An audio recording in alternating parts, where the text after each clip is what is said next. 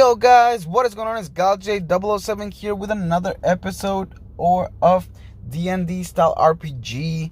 Last time we were trying to get away from the city. We're trying to go to the outer ring where we're trying to find our friend Mala.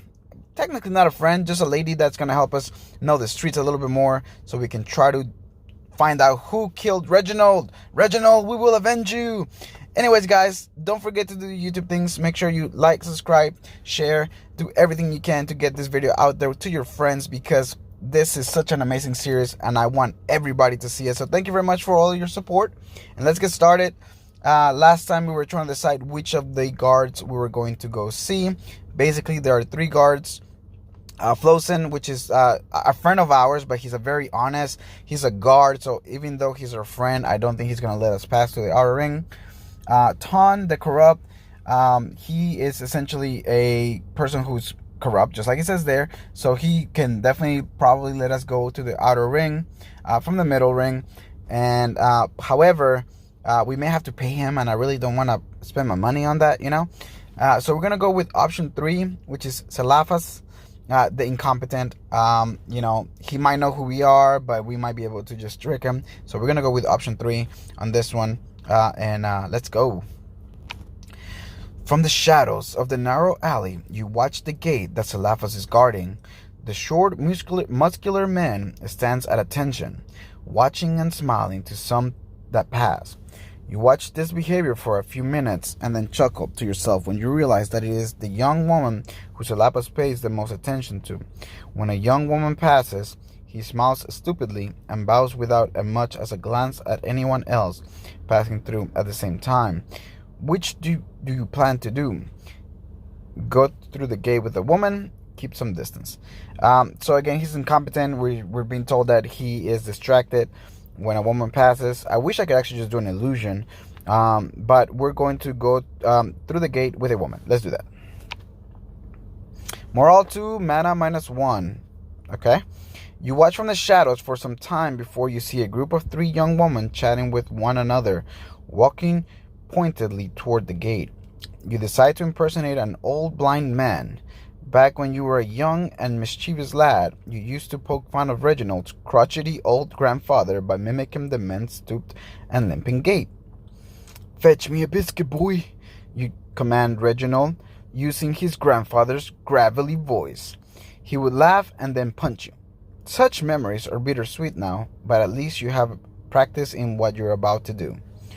You limp along with one hand out as though to be sure not to run into something and cut in front of the woman's path. "Ah, young lass, could you spare an old man your hand? I cannot seem to find the gate to the outer ring," you croak.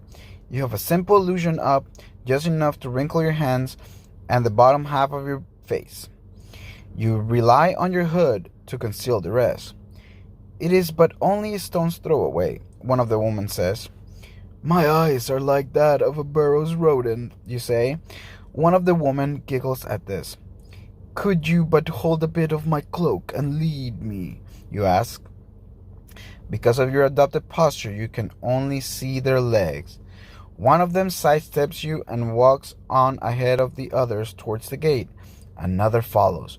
You fear for a moment that they will leave you here, but you then feel a gentle tug on your sleeve. You sneak a peek out from your hood at the kind of woman and see the side profile of her face. She's beautiful. She turns and you put your head back down quickly. As you are led along, suddenly the wrinkle on your hand disappears in the anti-magic field. "I must be close." Quickly, you tuck your hand under your cloak. You hear what must be Salafas greeting the woman enthusiastically.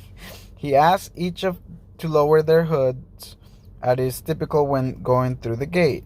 They must have complied, for Salafas compliments each in turn. "Sir, please lower your hood," comes the guard's voice. You pretend not to hear him, as you tremble and sway as though you might topple over at any moment. "Sir?" You see his feet moving toward you and you lurch back. "I will catch my death in this weather," you bellow. "There, now, Salafas, why not let this man be? We will ensure he behaves himself in the outer ring, says the woman holding a handful of your cloak. There is a sigh, and you see Salapa's hands wave you on. It is a good day to be an old man, the guard says with a chuckle. Once through the gate, you thank the woman and insist that you can find your way from here. Even with the woman gone, you decide to continue to shuffle along as the old man, although this makes for slower walking. Finally, you enter the new gate. Neighborhood, a shorter and more pleasant name for a new Hell's Gate. This is where Mala's brothel is. Here, you lose the old man routine, which would only make you a target. Instead, you quicken your pace and lean forward like a charging bull. You take care not to look up at anyone, and fortunately, the hood concealing your face is perfectly normal here. Even during the daytime, in Newgate, it's safest to travel with a gang. Alone, the best you can do is move quickly and with a purpose. You make it to the brothel without incident. It is one of the few well-maintained buildings in the area, and it has a fresh paint job of bright red. You are not sure whether news of your fugitive status has reached this neighborhood yet, but you decide it would be unwise to simply walk in and announce yourself. You could either keep your head down, as you have been, and rely on your cloak to disguise you, or you could use an illusion to pose as someone else. Darkanel, an acquaintance of yours who works in the docks district, has told you more than once how much he likes this brothel. What do? Honestly, I don't want to spend more mana. I think we're pretty low. We're at 7 right now. So we're going to rely on our cloak for now. It might be risky. So we're going to just rely on our cloak for now. Ooh. Uh-oh. Our money went down. Surely they are accustomed to patrons wanting to remain anonymous, so the hood over my face shall not draw suspicious, you reason. Like the outside, the interior is brightly painted. The furnishings are very comfortable, with large, thick cushions on the chairs, a stark contrast to the simply furniture typically of ring cities' homes.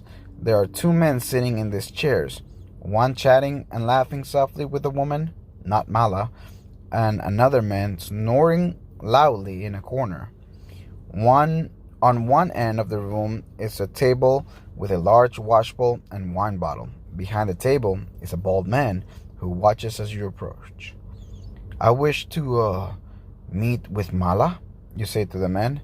The 2 of you settle on 2 gold, after which you are ushered to sit. Despite the plush chair, you squirm uncomfortably. Is it normal to wait, you wonder? Could the city guards be on the way? You tell yourself you are being paranoid and that Mala is simply with another customer. Finally, you see Mala walking towards you.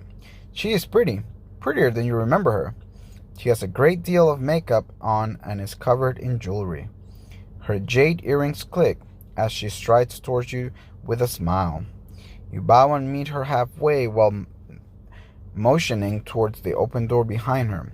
She gets the hint and leads you out of the waiting room, through a series of halls and stairs, to a long room with beds partitioned off from one another by thin drapes. There is a movement and voices throughout the room. Somewhere more private, you ask? There is no 2 gold extra for a room. You pull out 2 gold coins, which she takes and nods. She leads you up another flight of stairs and knocks on a door. There is yelling, followed by hushed voices. You see the blur of a man and woman quickly vacating the room. Shy and generous. I like that. Mala says when you are in the bedroom alone. You are quiet as you think of what to say. Her eyes shift nervously and she points at your cloak. We are not going to want that. What do? Alright guys, so thank you very much again for joining the video. It's about the 10-minute mark. I just want to thank each of you guys for, going through this journey with me. We're gonna stop right there on this episode. I will bring more, of course, in the near future. On this one, I don't know, like, I want to reveal myself. Maybe, maybe she'll give me a little kiss or something. I don't know. But I also don't want to get caught. What if, like, she wants more money, But most likely I'll probably reveal myself. since from what I understand, we know her, so she's gonna try to help us. So anyways, guys, thank you so much for everything that you do. I will see you guys on the next one.